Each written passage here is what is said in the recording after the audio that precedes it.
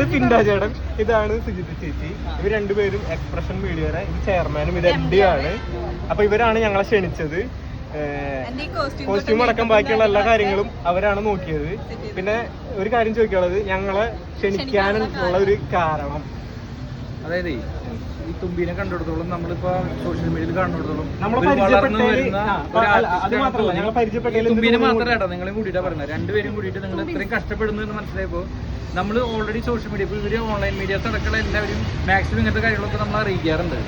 എന്താ കാരണം വെച്ചാൽ അവർക്ക് ഇപ്പോൾ ഒരു കണ്ടന്റ് ക്രിയേറ്റ് ചെയ്യാൻ പറ്റുന്ന ഒരു സംഭവമാണെങ്കിലും അല്ലെങ്കിൽ നിങ്ങൾക്ക് ഇപ്പോൾ രക്ഷപ്പെടാൻ പറ്റുന്ന ഒരു സംഭവമാണെങ്കിലും നമ്മുടെ ഭാഗത്ത് നിന്ന് പറ്റാവുന്ന സപ്പോർട്ടുകൾ നമ്മൾ എല്ലാവർക്കും ചെയ്തു കൊടുക്കും.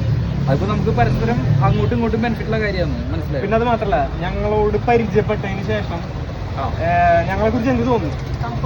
വളരെ നല്ല ക്യാരക്ടേഴ്സ് ആയിട്ട് എനിക്ക് നിങ്ങളെ തോന്നിയത്. അതുകൊണ്ടാണ് നിങ്ങളെ വീണ്ടും നമ്മൾ വിളിക്കാനും സപ്പോർട്ട് ചെയ്യാൻ. ആളെന്നൊരു 10 പ്രോഗ്രാം സെറ്റ് ചെയ്തോണ്ടിട്ടാ. അതെന്താ കാരണം എന്ന് വെച്ച് കഴിഞ്ഞാൽ ഒരാള് വളർന്നു വരുന്നതിലുള്ള മാക്സിമം നല്ല പ്രോഗ്രാംസ് ഉള്ളതെന്ന് പറഞ്ഞു കഴിഞ്ഞാൽ ആർട്ടിസ്റ്റുകളുള്ള പ്രോഗ്രാംസ് ആണ് നിങ്ങൾക്ക് കിട്ടുക. അതുപോലെ ഫാഷൻ, മോഡലിംഗ്, സിനിമ, രാഷ്ട്രീയം, ഇത്ര മേഖലയിലുള്ള ആൾക്കാരാണ് നെക്സ്റ്റ് ലെവലിലേക്ക് പോകുന്നത്. അങ്ങനെ വരുമ്പോൾ നമ്മൾ പണിയെടുക്കാൻ തയ്യാറാണെങ്കിൽ നെക്സ്റ്റ് ലെവലിലേക്ക് പോകാൻ അവസരങ്ങൾ ഈ ഓൺലൈൻ മീഡിയാസ് ആയാലും സാറ്റലൈറ്റ് നമ്മളെക്കാട്ടും ഹൈ പൊസിഷനിൽ നിൽക്കുന്ന സെലിബ്രിറ്റീസും കാര്യങ്ങളും ഇൻഫ്ലുവൻസേഴ്സും കാര്യങ്ങളൊക്കെ ഉണ്ട്. അപ്പൊ നമ്മളെ തന്നെ വിളിക്കുമ്പോൾ നമുക്കറിയാം എന്താണ് എന്നുള്ളൊരു, അതുകൊണ്ടാണ് ചോദിച്ചത്.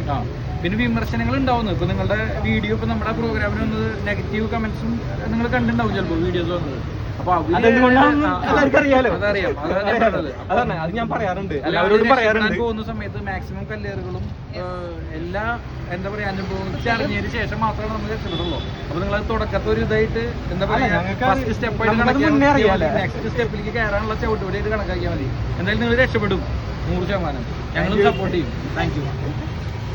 അപ്പോൾ എക്സ്പ്രഷൻ മീഡിയയുടെ ഒരുപാട് സപ്പോർട്ട് ഞങ്ങൾക്ക് കിട്ടിയതിൽ ഞങ്ങൾക്കും ഒരുപാട് സന്തോഷമുണ്ട്.